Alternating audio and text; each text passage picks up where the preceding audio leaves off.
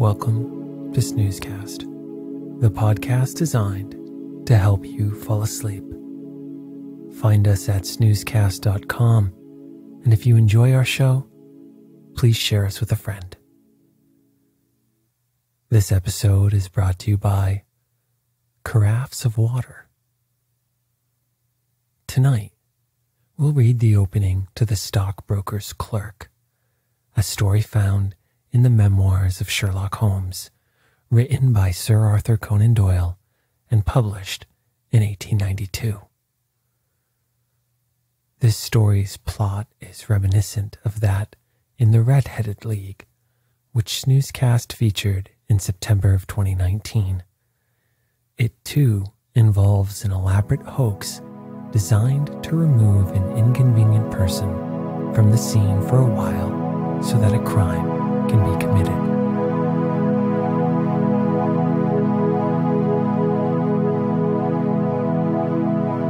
Let's get cozy. Close your eyes. Relax your body into the softness of your bed. Now, take a few deep breaths.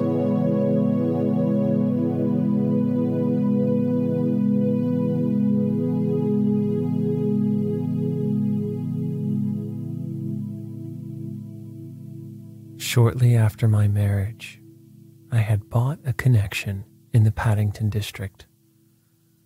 For 3 months after taking over the practice, I was kept very closely at work and saw little of my friend Sherlock Holmes, for I was too busy to visit Baker Street, and he seldom went anywhere himself, save upon professional business.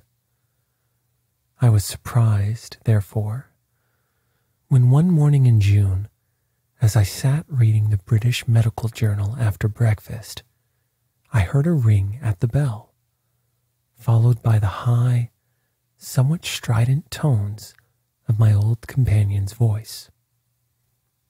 "Ah, my dear Watson," said he, striding into the room, "I am very delighted to see you.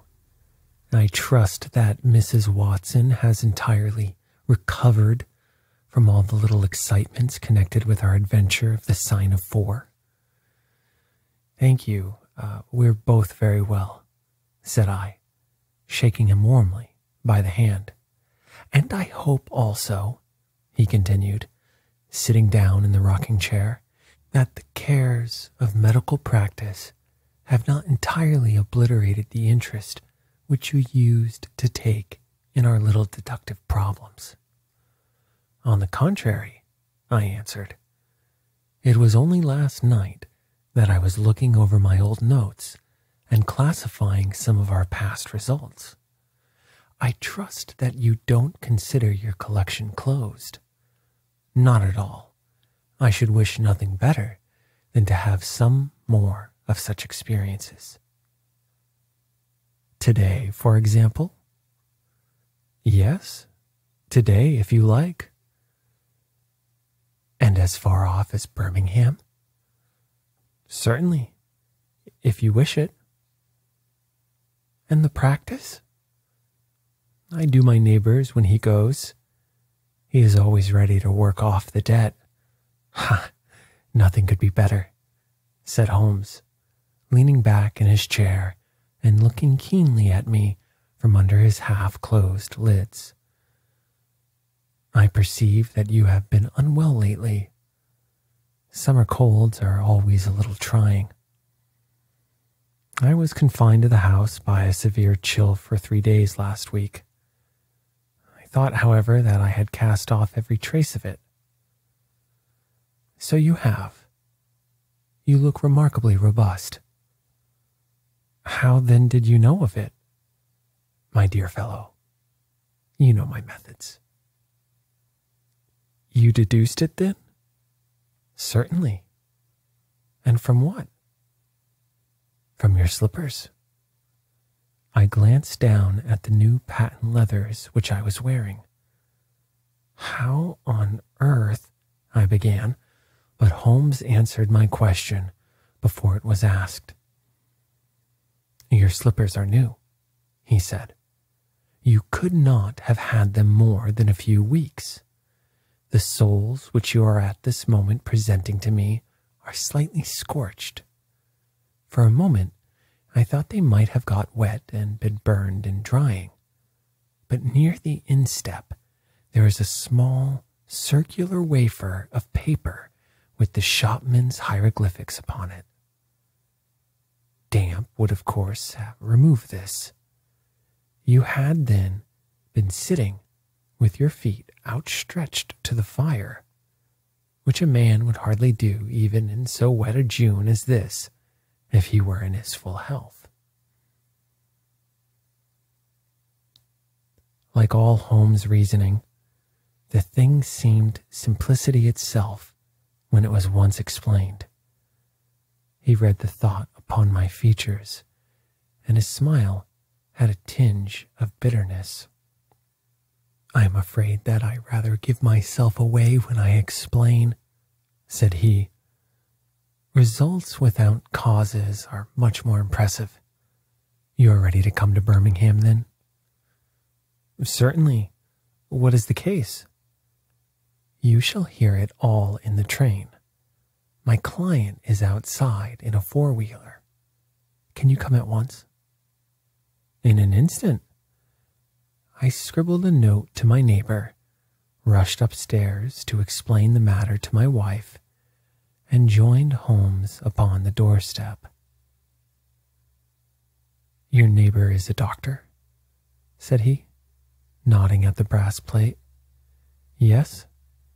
He bought a practice as I did." "An old established one?" "Just the same as mine. Both have been ever since the houses were built." "Aha! Then you got hold of the best of the two." "I think I did, but how do you know?" "By the steps, my boy. Yours are worn 3 inches deeper than his. But this gentleman in the cab is my client, Mr. Hall Pycroft. Allow me to introduce you to him. Whip your horse up, cabby, for we have only just time to catch our train." The man whom I found myself facing was a well-built, fresh-complexioned young fellow with a frank, honest face and a slight, crisp yellow mustache. He wore a very shiny top hat and a neat suit of sober black, which made him look what he was, a smart young city man, of the class who have been labeled cockneys, but who gave us our crack volunteer regiments, and who turn out more fine athletes and sportsmen than any body of men in these islands. His round, ruddy face was naturally full of cheeriness, but the corners of his mouth seemed to me to be pulled down in half-comical distress. It was not, however, until we were all in a first-class carriage and well started upon our journey to Birmingham that I was able to learn what the trouble was which had driven him to Sherlock Holmes. "We have a clear run here of 70 minutes, Holmes remarked. "I want you, Mr. Hall Pycroft, to tell my friend your very interesting experience exactly as you have told it to me, or with more detail if possible. It will be of use to me to hear the succession of events again. It is a case, Watson, which may prove to have something in it, or may prove to have nothing, but which, at least, presents those unusual features which are as dear to you as they are to me. Now, Mr. Pycroft, I shall not interrupt you again." Our young companion looked at me with a twinkle in his eye. "The worst of the story is," said he, "that I show myself up as such a confounded fool. Of course it may work out all right, and I don't see that I could have done otherwise. But if I have lost my crib, and get nothing in exchange, I shall feel what a soft Johnny I have been. I'm not very good at telling a story, Dr. Watson, but it is like this with me. I used to have a billet at Coxon and Woodhouse of Draper's Gardens, but they were let in early in the spring through the Venezuelan loan, as no doubt you remember, and came a nasty cropper. I've been with them 5 years, and old Coxon gave me a ripping good testimonial when the smash came. But of course we clerks were all turned adrift, the 27 of us. I tried here and tried there, but there were lots of other chaps on the same lay as myself, and it was a perfect frost for a long time. I had been taking £3 a week at Coxon's, and I had saved about 70 of them, but I soon worked my way through that and out at the other end. I was fairly at the end of my tether at last, and could hardly find the stamps to answer the advertisements or the envelopes to stick them to. I had worn out my boots paddling up office stairs, and I seemed just as far from getting a billet as ever. At last, I saw a vacancy at Mawson and Williams, the great stockbroking firm in Lombard Street. I dare say EC is not much in your line, but I can tell you that this is about the richest house in London. The advertisement was to be answered by letter only. I sent in my testimonial and application, but without the least hope of getting it. Back came an answer by return, saying that if I would appear next Monday, I might take over my new duties at once, provided that my appearance was satisfactory. No one knows how these things are worked. Some people say that the manager just plunges his hand into the heap and takes the first that comes. Anyhow, it was my innings that time, and I don't ever wish to feel better pleased. The screw was £1 a week rise, and the duties just about the same as at Coxon's. And now I come to the queer part of the business. I was in diggings out Hampstead Way, 17 Potter's Terrace. Well, I was sitting doing a smoke that very evening after I had been promised the appointment, when up came my landlady with a card which had Arthur Pinner, financial agent, printed upon it. I had never heard the name before and could not imagine what he wanted with me. But of course, I asked her to show him up. In he walked, a middle-sized, dark-haired, dark-eyed, black-bearded man, with a touch of the sheeny about his nose. He had a brisk kind of way with him and spoke sharply, like a man who knew the value of time. "Mr. Hall Pycroft, I believe," said he. "Yes, sir," I answered, pushing a chair towards him. "Lately engaged at Coxon and Woodhouse's?" "Yes, sir." "And now on the staff of Mawson's?" "Quite so." "Well," said he, "the fact is that I have heard some really extraordinary stories about your financial ability. You remember Parker, who used to be Coxon's manager? He could never say enough about it." Of course, I was pleased to hear this.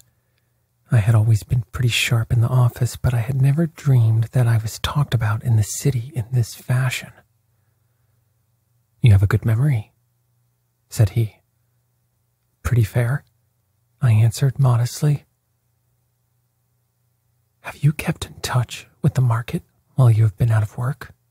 he asked. "Yes, I read the stock exchange list every morning." "Now that shows real application," he cried. is the way to prosper. You won't mind my testing you, will you? Let me see. How are Irish years? 106 1/4 to 105 7/8. And New Zealand Consolidated? 104. And British Broken Hills? 7 to 7 6. Wonderful, he cried, with his hands up. This quite fits in with all that I had heard. My boy, you are very much too good to be a clerk at Mawson's. This outburst rather astonished me, as you can think. Well, said I, other people don't think quite so much of me as you seem to do, Mr. Pinner. I had a hard enough fight to get this berth, and I'm very glad to have it. Pooh, man, you should soar above it. You are not in your true sphere. Now, I'll tell you how it stands with me. What I have to offer is little enough when measured by your ability, but when compared with Mawson's, it's light to dark. Let me see. When do you go to Mawson's? On Monday? I think I would risk a little sporting flutter that you don't go there at all. Not go to Mawson's? No, sir. By that day, you will be the business manager of the Franco-Midland Hardware Company Limited, with 134 branches in the towns and villages of France, not counting one in Brussels and one in San Remo. This took my breath away. I never heard of it, said I. Very likely not. It has been kept very quiet, for the capital was all privately subscribed, and it's too good a thing to let the public into. My brother, Harry Pinner, is promoter and joins the board after allotment as managing director. He knew I was in the swim down here and asked me to pick up a good man cheap, a young pushing man with plenty of snap about him. Parker spoke of you, and that brought me here tonight. We can only offer you a beggarly 500 to start with. 500 a year? I shouted. Only that at the beginning, but you are to have an overriding commission of 1% on all business done by your agents, and you may take my word for it that this will come to more than your salary. But I know nothing about hardware. Tut, my boy, you know about figures. My head buzzed, and I could hardly sit still in my chair. But suddenly, a little chill of doubt came upon me. I must be frank with you, said I. Mawson only gives me 200, but Mawson is safe. Now really, I know so little about your company that, smart, he cried, in a kind of ecstasy of delight. You are the very man for us. You are not to be talked over, and quite right, too. Now, here's a note for £100, and if you think that we can do business, you may just slip it into your pocket as an advance upon your salary. That is very handsome, said I. When should I take over my new duties? Be in Birmingham tomorrow at 1, said he. I have a note in my pocket here, which you will take to my brother. You will find him at 126B, Corporation Street, where the temporary offices of the company are situated. Of course, he must confirm your engagement, but between ourselves, it will be all right. Really, I hardly know how to express my gratitude, Mr. Pinner, said I. Not at all, my boy. You have only got your deserts. There are 1 or 2 small things, mere formalities, which I must arrange with you. You have a bit of paper beside you there. Kindly write upon it, I am perfectly willing to act as business manager to the Franco Midland Hardware Company Limited at a minimum salary of £500. I did as he asked, and he put the paper in his pocket. There is one other detail, said he. What do you intend to do about Mawson's? I had forgotten all about Mawson's in my joy. I'll write and resign, said I. Precisely what I don't want you to do. I had a row over you with Mawson's manager. I had gone up to him to ask about you, and he was very offensive. Accused me of coaxing you away from the service of the firm, and that sort of thing. At last, I fairly lost my temper. If you want good men, you should pay them a good price, said I. He would rather have our small price than your big one, said he. I'll lay you a $5, said I, that when he has my offer, you'll never so much as hear from him again. Done, said he. We picked him out of the gutter, and he won't leave us so easily. Those were his very words. The imprudent scoundrel, I cried. I never so much as seen him in my life. Why should I consider him in any way? I shall certainly not write, if you would rather I didn't. Good, that's a promise, said he, rising from his chair. Well, I'm delighted to have got so good a man for my brother. Here's your advance of £100, and here is the letter. Make a note of the address, 126B Corporation Street, and remember that 1 o'clock tomorrow is your appointment. Good night, and may you have all the fortune that you deserve. That's just about all that passed between us, as near as I can remember. You can imagine, Dr. Watson, how pleased I was at such an extraordinary bit of good fortune. I sat up half the night, hugging myself over it, and next day I was off to Birmingham in a train that would take me in plenty time for my appointment. I took my things to a hotel in New Street, and then I made my way to the address which had been given me. It was 1/4 of an hour before my time, but I thought that would make no difference. 126B was a passage between 2 large shops, which led to a winding stone stair, from which there were many flats, let as offices to companies or professional men. The names of the occupants were painted at the bottom on the wall, but there was no such name as the Franco Midland Hardware Company Limited. I stood for a few minutes, with my heart in my boots, wondering whether the whole thing was an elaborate hoax or not, when up came a man and addressed me. He was very like the chap I had seen the night before, the same figure and voice, but he was clean-shaven, and his hair was lighter. "Are you Mr. Hull, Pycroft?" he asked. "Yes," said I. "Oh, I was expecting you, but you are a trifle before your time. I had a note from my brother this morning, in which he sang your praises very loudly. I was just looking for the offices when you came. We have not got our name up yet, for we only secured these temporary premises last week. Come up with me, and we will talk the matter over."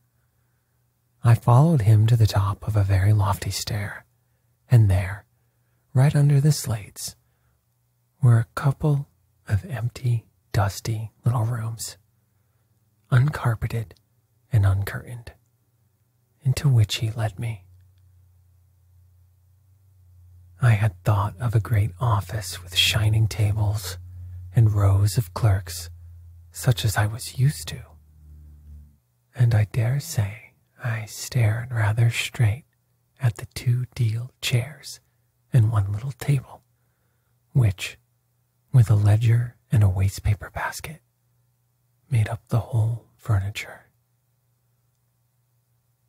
"Don't be disheartened, Mr. Pycroft," said my new acquaintance, seeing the length of my face.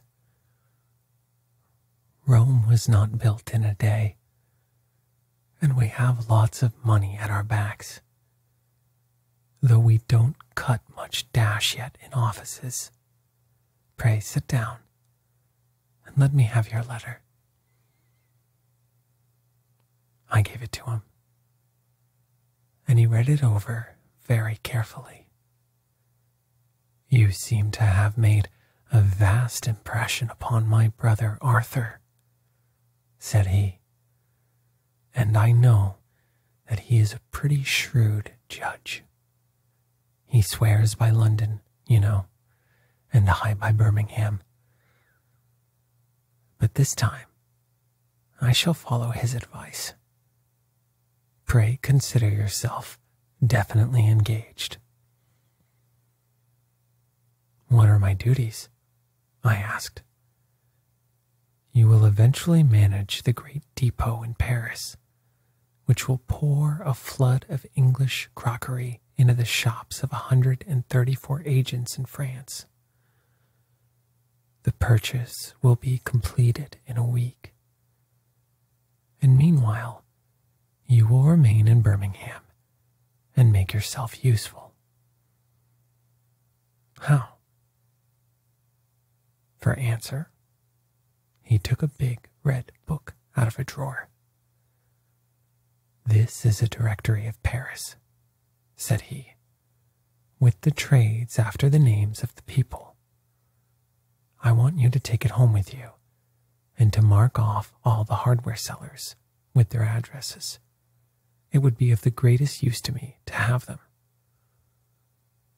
"Surely there are classified lists," I suggested.